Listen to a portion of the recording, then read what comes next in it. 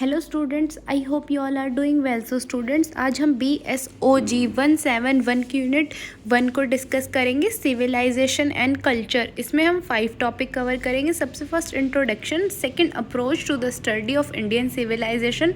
इसमें इसके 4 टॉपिक्स और हैं, the cataloging of traits, the reading of culture essence, third the study of cultural communication, fourth analyzing Indian civilization as a type, third understanding the geography of India। इसमें इसके 3 points और हैं, the parallel nuclear zone, the root zone, the zones of relative isolation, fourth viewing India from a structural and cultural perspective, and last disclosures on India civilisation unity. सबसे first हम इसके introduction की बात करते हैं। देखो, सिविलाइजेशन एक infrastructure provide करता है, ठीक है, अपनी सिटीज़ को, ठीक है, अपनी एक गवर्नेंस को, कि भाई जो हमारी सिटीज़ है कैसे हम उनको और ज़्यादा डेवलप कर सकते हैं, ठीक है, कैसे हम अपना जो कल्चर है वो ज़्यादा से ज़्यादा बढ़ा सकते हैं, ठीक है। और जो हमारा कल्चर है वो क्या करता है कि भाई वो सिविलाइजेशन को एक कैरेक्टर देता है, एक मीनिंग देता है। उससे क्या होता है कि लोग इन्फ्लुएंस होते हैं एक दूसरे से, ठीक है। जैसे हम अपने कल्चर के बारे में लोगों को बताएंगे, जब भी तो लोग क्या है, इन्फ्लुएंस होंगे, ठीक है। हम अपने लॉ शेयर करेंगे, अपने आइडियाज़ शेयर करेंगे, अपनी वैल्यूज़ शेयर करेंगे, जब भी लोग क्या है हमारे कल्चर से इन्फ्लुएंस होंगे। तो देखो, जो सिविलाइजेशन है वो एक इंफ्रास्ट्रक्चर प्रोवाइड करता है, ठीक है। जैसे सिटीज़ हैं, आपकी जो गवर्नेंस है कैसे वो काम करेगी, ठीक है, ये सपोर्ट करता है डेवलपमेंट को, ठीक है, और अपने कल्चर को, ठीक है। और जो हमारा कल्चर है वो बिना देखो, अगर सिविलाइजेशन नहीं होगी तो कल्चर का कोई मतलब ही नहीं, क्योंकि अगर इंफ्रास्ट्रक्चर ही नहीं है तो फिर लोग रहेंगे कहाँ पे, ठीक है। देखो, जो हमारा सिविलाइजेशन है ज़रूरी नहीं है कि हम उसको एक फॉर्मल तरीके से ही दूसरों के सामने बताएं, ठीक है। जैसे कि आपका जो नोमैडिक ग्रुप है उसका कल्चर बहुत अच्छा है, बट उसमें क्या है, कोई भी गवर्नमेंट का इन्वॉल्वमेंट नहीं है। नेक्स्ट टॉपिक है approaches to the study of Indian civilisation. देखो, जो अपना इंडियन सिविलाइजेशन है वो सबसे पुराना और सबसे डाइवर्स है वर्ल्ड में, ठीक है। इसको डिफरेंट तरीके से एक्सप्लेन किया गया है बहुत सारे स्कॉलर्स ने, जैसे हिस्टोरिक अप्रोच बताई गई है, sociological, regional approach and cultural lenses बताई गई हैं। सबसे पहले हम हिस्टोरिकल अप्रोचेस पढ़ते हैं। देखो, हिस्टोरिक अप्रोच क्या होती है, this approach examines the chronicle development of Indian civilization by studying key events, rulers and empires. देखो, जो हमारी हिस्टोरिक अप्रोच है उसमें हम किसके बारे में पढ़ते हैं, इवेंट्स के बारे में पढ़ते हैं, रूलर्स के बारे में पढ़ते हैं और एम्पायर्स के बारे में पढ़ते हैं। मतलब कि हमारी हिस्ट्री में क्या क्या हुआ था, ठीक है, जो कि क्या है लंबे टाइम के लिए चला था, किसके लिए, अपने डेवलपमेंट के लिए, ठीक है। जैसे कुछ फोकस एरिया हैं, इंसिएंट पीरियड्स में क्या हुआ था, जैसे इंडियन वैली सिविलाइजेशन हुआ था, वैदिक एज हुआ था, ठीक है। कुछ एम्पायर्स हैं, जैसे मौर्य के बारे में हम कितना पढ़ते हैं जब हम स्कूल टाइम में होते हैं, ठीक है, गुप्ता के बारे में, छोला के बारे में, ठीक है। मेडिवल पीरियड्स में जैसे हम मुगल एम्पायर के बारे में देखा होगा आपने, जब हिस्ट्री में हम पढ़ते हैं तो मुगल एम्पायर का कितना ज़्यादा रोल है, ठीक है। हम अपनी कॉलोनियल के बारे में पढ़ते हैं, पोस्ट इंडिपेंडेंस एरा के बारे में पढ़ते हैं, ठीक है। नेक्स्ट है कल्चरल अप्रोच। देखो, कल्चर अप्रोच क्या होती है, जो हमारी आर्ट्स होती हैं, जो हमारे ट्रेडिशनल होता है, जो हमारी प्रैक्टिस होती है, जिनको हम फॉलो करते हैं। जैसे हम जाते हैं भाई मंदिर में पूजा करने, ठीक है, मुस्लिम्स जाते हैं मस्जिद में पूजा करने, ये सब, ठीक है। देखो, इसमें कुछ लैंग्वेजेस बताई गई हैं, लिटरेचर बताई गई, जैसे हमारी संस्कृत है, कि देखो भाई 5th या 6th क्लास तक बहुत सारे स्कूल में गए कि संस्कृत कंपलसरी होती है, ठीक है। कैसे हम अपने फेस्टिवल्स को सेलिब्रेट करते हैं, पहले कैसे सेलिब्रेट करते थे और अब कैसे सेलिब्रेट करते हैं, ठीक है। Religions and physiological approach. Indian civilisation is deeply rooted in its religion and physiological traditions which have shaped its society norms and value. देखो, जो हमारी इंडिया है उसको बहुत ही ज़्यादा अपने रिलीजन में बहुत ज़्यादा भरोसा है, ठीक है। अपने ट्रेडिशंस को फॉलो करते हैं हम, क्या है, बहुत ही अच्छे तरीके से, ठीक है।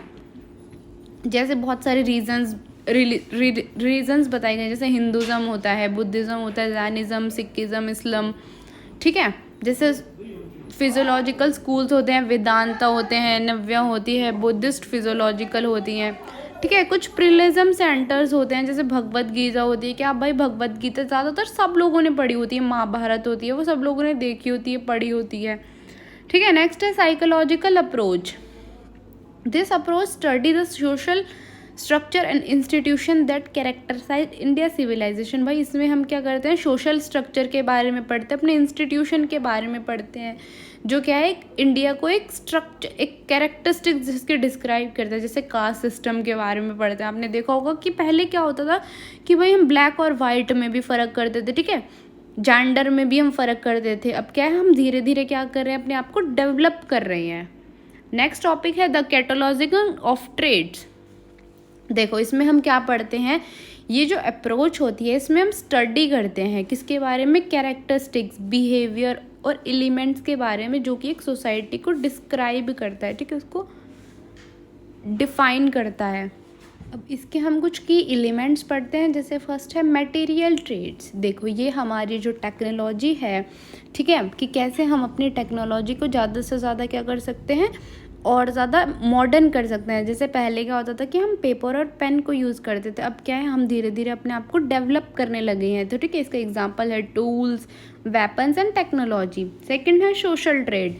This trade pretends to the organization and function, की कैसे हमारी जो ऑर्गेनाइजेशन है उस कैसे फंक्शन करती है एक सोसाइटी में, ठीक है। जैसे फैमिली स्ट्रक्चर्स हो गया आपका, न्यूक्लियर फैमिलीज़ हो गई, एक्सटेंडेड फैमिलीज़ हो गई। आप देखते हो पहले अब न्यूक्लियर फैमिलीज़ ज़्यादा होती हैं, पहले जॉइंट फैमिलीज़ ज़्यादा होती थी, ठीक है।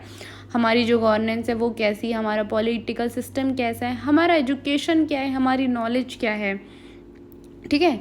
Reasons and physiological trades, this includes spiritual and intellectual dimension of civilisation, कि हमारे जो देखो स्पिरिचुअल होता है जो कि डीप थॉट्स होते हैं किसी चीज़ को लेके, जैसे अपने रिचुअल्स को लेके, कि जैसे फॉर एग्जांपल किसी की शादी हो तो क्या हम क्या करते हैं, एक एक रिचुअल को फॉलो करते हैं अपना, ठीक है। हम हर चीज़ का क्या है, टाइम देख के हम क्या करते हैं, फेरे करा दे, टाइम देख के हम शुभ मुहूर्त निकालते हैं कि किस दिन हमें शादी करनी है, ठीक है। Linguistic trade, language is a key cultural trade that convey identity and traditional. देखो एक लैंग्वेज होती है जो मतलब अगर देखो आप किसी से कम्युनिकेट कर रहे हो तो आपको उसकी लैंग्वेज समझ आनी चाहिए और उसको आपकी लैंग्वेज समझ आनी चाहिए, जब भी क्या आप अच्छी तरह बात कर पाओगे।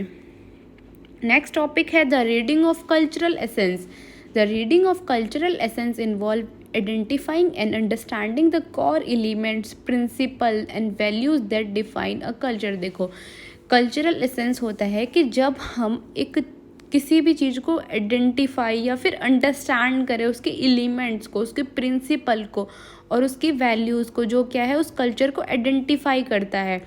देखो इसमें सिंपल ही बताया गया है कि जो भी कल्चर है पहले हम उसको देखें, ठीक है, फिर हम उसको समझें कि भाई क्या है और कैसे इसको सब लोग फॉलो करते हैं, क्या इसकी वैल्यूज़ हैं, क्या इसकी प्रिंसिपल्स हैं, ठीक है। इसके कुछ की कंपोनेंट्स बताए गए हैं। फर्स्ट है सिम्बोलिक एंड मेटामॉर्फिक, कि भाई ज़रूरी नहीं है कि हम उसको फॉलो करें, हम उसको सिर्फ समझ भी सकते हैं। देखो जैसे हम सिंबल्स के थ्रू समझ सकते हैं किसी भी कल्चर को।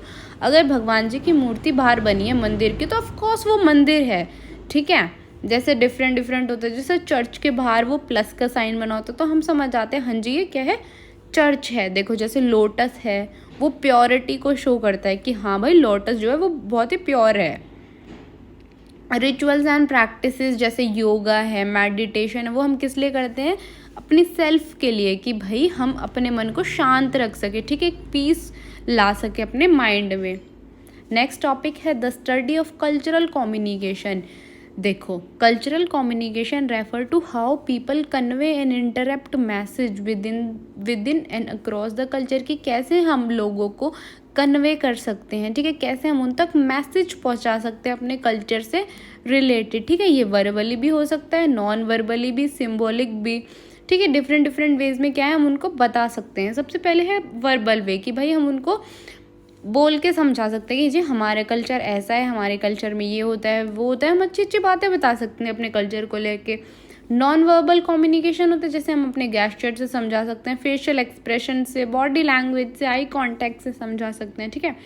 क्रॉस कल्चर कम्युनिकेशन, जब क्या है लैंग्वेज बैरियर्स आ जाए, भाई सामने वाले को समझ ही ना आए कि हम बोल क्या रहे हैं, तो हमें ये ध्यान रखना है कि हमारी जो भी बातें हैं वो सामने वाले को समझ आए। सिम्बॉलिक, भाई हम कलर्स का यूज़ करके समझा सकते हैं, ठीक है, रिचुअल्स दिखा सकते हैं उनको, फेस्टिवल्स दिखा सकते हैं, अपनी सेरेमनीज़ की वीडियोस दिखा सकते हैं। नेक्स्ट टॉपिक है analysing Indian civilisation as a type. इसके कुछ की कैरेक्टरिस्टिक्स बताई गई हैं, जैसे स्पिरिचुअल फाउंडेशंस है कि भाई जो हमारी इंडियन सिविलाइजेशन है उसको मतलब अपने कल्चर से लेके बहुत ही ज़्यादा प्यार है, एक तरह से लगाव है। ठीक है, जैसे देखो क्या होता है कि जो भी बुद्धिज़्म का बर्थ प्लेस है, ज़्यादा लोग क्या उसको देखने जाते हैं। ठीक है, ऐसे जैनिज़्म उनके बर्थ प्लेस को देखने जाते हैं। मतलब ये है कि भाई हम छोटे से छोटे बच्चे को क्या अपने धर्म के बारे में, अपने कल्चर के बारे में समझाने लगते हैं कि हमारे कल्चर में ऐसे होता है, ऐसे होता है। ठीक है, कल्चरल कॉन्टीन्यूटी कि भाई अगर कोई भी परेशानी आ रही है किसी को भी, तो क्या है हम उनको ये दिखाते हैं कि भाई देखो पहले के टाइम में हमारा कल्चर ऐसा था, अब हमारा कल्चर ऐसा है। मतलब हम उन लोगों को क्या है एक तरह से इन्फ्लुएंस करते हैं, नॉलेज देते हैं अपने कल्चर के बारे में कि भाई जैसे ज़ीरो इसने डिफ़ाइन किया था। ठीक है, मैथमेटिक्स में ज़ीरो का इन्वेंशन कैसे हुआ, ये सब। नेक्स्ट टॉपिक है understanding the geography of India, कि कैसे हम अपनी ज्योग्राफी समझते हैं इंडिया की। ठीक है, हम उसकी लोकेशन देख के समझते हैं कि भाई हमारा जो इंडिया है वो क्या है, लैंड वाइज 7 नंबर पे है। ठीक है, साउथ एशिया, और हमारा इंडिया जो लोकेटेड है वो साउथ एशिया में, और अकॉर्डिंग टू लैंड वो 7 नंबर पे है, और पॉपुलेशन के मामले में 2nd नंबर पे है। ठीक है, कि हमारे इंडिया का क्लाइमेट कैसा है, साइज़ क्या है, लोकेशन क्या है। ठीक है, मॉनसून कब होती है, जैसे जून से सितंबर के बीच में क्या होता है, हमारा मॉनसून सीज़न होता है। ठीक है, रिवर एंड वाटर सिस्टम, जो इंडिया का कि इंडिया में पानी कैसे आता है। ठीक है, उसके रिवर्स कैसे हैं, जैसे ड्रिंकिंग वाटर कैसा है आपकी। ठीक है, उससे क्या होता है कि हमारा एग्रीकल्चर अच्छा होता है। नेचुरल रिसोर्सेज की भाई हमारे जो भी नेचुरल रिसोर्सेज जैसे कॉल है, आयरन है, मीका है, ये सब कहाँ से मिलते हैं। ठीक है, हम एग्रीकल्चर कैसे करते हैं। बायोडाइवर्सिटी, टाइगर्स को हम कैसे और ज़्यादा सेफ रख सकते हैं। ठीक है, एलिफेंट्स को कैसे सेफ रख सकते हैं, लोयंस को कैसे सेफ रख सकते हैं। ठीक है, कैसे हम उनका कंजर्वेशन कर सकते हैं। नेक्स्ट टॉपिक है the parallel and nuclear zone. देखो, the concept of parallel nuclear zone refer to the region that serve as a geographical, cultural and political code. जो भी हमारा कॉन्सेप्ट है न्यूक्लियर का, वो किसको रेफर करता है कि भाई कैसा हमारा जोग्राफिकल कल्चर कैसा है। ठीक है, पॉलिटिकल कोर कैसा है हमारा। देखो, इसके कुछ जोन्स बताए गए हैं। फर्स्ट है द इंडो जेनेटिक प्लेन्स, कि भाई हमारे जो भी गंगा रिवर है वो कैसी है, यमुना कैसी है। ठीक है, कैसे उनको फॉर्म हुआ था, कैसे उनमें पानी आने लगा था। अब देखो, ये तो है नहीं कि भगवान जी ने हमें एक नदी दे दी उसमें पानी दे दिया, नहीं, कैसे ना कैसे उसका भी तो भाई वो हुआ होगा, कैसे वो फॉर्म हुई। ठीक है, और उसके क्या क्या फीचर्स हैं, जैसे उससे क्या होता है कि जो हमारी लैंड है वो बहुत ही, उसका सॉइल क्या है, बहुत ही फर्टाइल होता है, हमें पानी मिलता है। ठीक है, हमारे कल्चर एग्रीकल्चर जो है क्या, उसमें पानी मिलता है उनको। डेक्कन प्लेट्यू, ये एक ट्रायंगुलर लैंड मास्क होता है। ठीक है, जो कि आपको वेस्टर्न और ईस्टर्न घाट्स को रिप्रेजेंट करता है। ठीक है, जैसे कि जी हमारा रिच होता है मिनरल्स में, रिसोर्सेज में। ठीक है, इसके कुछ कैरेक्टरिस्टिक बताए गए हैं, जैसे कि इससे हमें क्या बेनिफिट्स होता है कि हमें पानी मिलता है। ठीक है, एक फर्टाइल प्लेन्स मिलती हैं। ठीक है, ये हमारे एग्रीकल्चर को सपोर्ट करता है, क्योंकि एग्रीकल्चर में सबसे ज़्यादा क्या है, पानी की ज़रूरत होती है। ठीक है, हमारे ट्रेड को सपोर्ट करता है, हमारी इंडस्ट्री को सपोर्ट करता है। नेक्स्ट टॉपिक है द रूट जोन। देखो, रूट जोन्स क्या होती है कि एक बहुत ही इंपॉर्टेंट रोल प्ले करती हैं। ये क्या करती हैं भाई, रूट जोन्स होता है कि जैसे हमें कोई भी सामान अगर दूसरी कंट्री से चाहिए, तो वो तो ये तो है नहीं कि वो उड़ के हमारी कंट्री में आ जाएगा, तो उसके लिए हमें क्या है, रास्ता बनाना पड़ता है। ठीक है, कि कैसे हम अपने नेबर्स से कनेक्ट कर सकते हैं, कैसे हम अपने गुड्स एंड सर्विसेज एक्सचेंज कर सकते हैं। ठीक है, ये होता है रूट जोन्स। ये किस लिए होता है, अपने डेवलपमेंट के लिए। अगर हमें किसी कंट्री से कोई सामान चीप में मिल रहा है, तो उससे हमारे बेनिफिट है कि हम सस्ते में लेके और महंगे में बेच सकते हैं। ठीक है, ये एक तरह से क्या होता है, कनेक्टिंग, जैसे होता है कि हाईवे होता है ना, कि आप उस पर चढ़ो और बहुत जल्दी वो आपको आपकी डेस्टिनेशन तक पहुंचा देता है। तो ऐसे ही कुछ रास्ते होते हैं कि भाई हम कैसे अपने इंडिया को किसी और से कनेक्ट कर सकते हैं। द जोन्स, नेक्स्ट टॉपिक है the zones of relative isolation. देखो, zones of relative isolation refer to region within a country or civilization that remain geographical, sociological or cultural separate from mainstream development due to natural barriers। देखो, the zones of relative isolation होता है जब हमारे जो natural barriers है उसकी वजह से क्या है, हम अपना डेवलपमेंट नहीं कर पाते। जब हमारा क्या होता है कि हमारे पास लिमिटेड इंटरेक्शन का टाइम होता है। ठीक है, हम अपने कल्चर को नहीं समझ पाते, अपने ट्रेडिशंस को नहीं समझ पाते। इसकी वजह से क्या होता है कि हमारा जो डेवलपमेंट है वो एक तरह से रुक जाता है। देखो मेनली क्या होता है कि जो हमारे कुछ नेचुरल बैरियर्स होते हैं जो हमें रोकते हैं कि भाई नहीं, हमें ऐसा नहीं करना, ठीक है। तो उससे क्या होता है कि लिमिटेड वो होता है, क्या होता है, इंटरेक्शन होता है, ठीक है। हम ये नहीं देख पाते कि हम अपने कल्चर को कैसे डेवलप करें। देखो, in context of Indian civilization these zones are characterized by limited interaction with the rest of subcontinent, allowing to develop distinct culture, tradition and identities. These areas, while associated, contribute to the diversity and richness of Indian, कि भाई हमारे जो natural barriers है वो रोक देते हैं कुछ कुछ, कि भाई नहीं तुम ये नहीं कर सकते, ठीक है। जैसे लिमिटेड इंटरेक्शन है, तो भाई अगर हमारा किसी से लिमिटेड इंटरेक्शन, तो हमें उसके बारे में क्या है कि बस थोड़ी सी चीज़ पता होगी, जितनी हमारी उससे बात हुई है हम उससे ज़्यादा उसके बारे में नहीं जान सकते। नेक्स्ट टॉपिक है viewing India from a structural and cultural perspective. देखो ये दोनों वैसे तो डिफरेंट क्या है, एक्सेप्ट्स हैं, बट अगर ये साथ में आ जाते हैं दोनों, तो क्या है, ये एक डिफरेंट व्यू शेयर करते हैं, ठीक है, कि कैसे हम अपने नेशन का डेवलपमेंट कर सकते हैं, जो भी चैलेंजेस है कैसे हम उनसे फाइट कर सकते हैं, ठीक है, कैसे हम अपने कल्चर को रिचनेस दे सकते हैं। सबसे फर्स्ट है स्ट्रक्चरल पर्सपेक्टिव ऑन इंडिया। ये क्या है कि कैसे हम अपनी सोसाइटी को एक शेप दे सकते हैं, कैसे हम उसको ऑर्गेनाइज कर सकते हैं, ठीक है।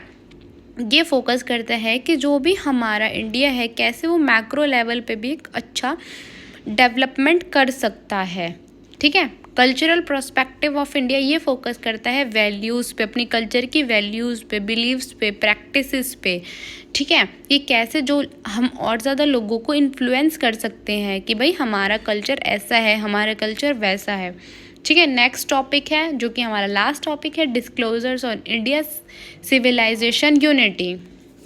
देखो, the disclosure on India civilisation unity can be approved from different prospective. इसको क्या है कि डिफरेंट प्रोस्पेक्टिव से देखा गया, जैसे हिस्टोरिकल है, कल्चरल है, पॉलिटिकल है। देखो जो बहुत सारे सोशल स्कॉलर्स और थिंकर्स हैं, ठीक है, वो कैसे इंटरेक्ट करते हैं, कैसे रिफ्लेक्ट करते हैं। भाई देखो अब ये तो है नहीं कि अपना कल्चर, वैसे तो सबको ही अपना कल्चर बहुत अच्छा लगता है, बट उसमें कुछ क्या है, चैलेंजेस आते हैं। सबसे फर्स्ट है historic perspective on civilisation unity. The idea of unified Indian civilisation has been closely tied to the formation and expansion of India empires which attempt to integrate the diverse religion under one political framework। कि कैसे हम एक political framework के अंदर अपना जो culture है, अपनी जो सिविलाइजेशन, उसको और अच्छा कर सकते हैं, ठीक है। सेकंड है cultural perspective on civilisation unity, कि कैसे हम जो अपने सिंबल्स हैं उनको ज़्यादा से ज़्यादा शेयर कर सकते हैं, ठीक है। नेक्स्ट है political and ideological perspective on civilisation unity. The political disclosure on India civilisation unity revolve around the challenges, कि जो भी हमारा चैलेंजेस आते हैं पॉलिटिकल को लेके, अपने आइडियाज़ को लेके, कैसे हम उन चैलेंजेस को फेस करके और एक कंक्लूजन पे पहुंच सकते हैं, ठीक है। इसका कंक्लूजन देखो, the disclosure on India civilisation unity highlight both the strength. जो हमारा इंडियन सिविलाइजेशन है वो दोनों चीज़ों को हाईलाइट करता है, अपनी स्ट्रेंथ को भी और जो भी हमने चैलेंजेस फेस करे हैं उनको भी, ठीक है। While historic culture and physiological continue suggested a deep root sense of unity, the challenges posed by religion, social dimension and religion conflict underscore the complexity of maintaining that unity in modern era। हाँ जी, तो देखो कि कैसे हम क्या है जो भी चैलेंजेस फेस करके कैसे हम मॉडर्न एरा की तरफ पहुँचे हैं, ठीक है। देखो अब हमारा जो इंडियन सिविलाइजेशन है वो दोनों चीज़ों को हाईलाइट करता है, अपनी स्ट्रेंथ को भी, अपने चैलेंजेस को भी। ये नहीं कि हम अपनी सिर्फ अच्छी बातें तो बता दें, जो हमने चैलेंजेस फेस किए, जो फिर नेगेटिविटी हम उसको शेयर ही ना करें। अगर वो शेयर नहीं करेंगे तो लोगों को पता कैसे चलेगा, ठीक है, कैसे हम अपने कल्चर को और ज़्यादा फैला सकते हैं, ठीक है, लोगों को इन्फ्लुएंस करके, ठीक है। आई होप कि आपको ये यूनिट समझ आई होगी। अगर फिर भी आपको कोई डाउट है तो आप मेरे से कमेंट्स में पूछ सकते हैं। And thank you for watching.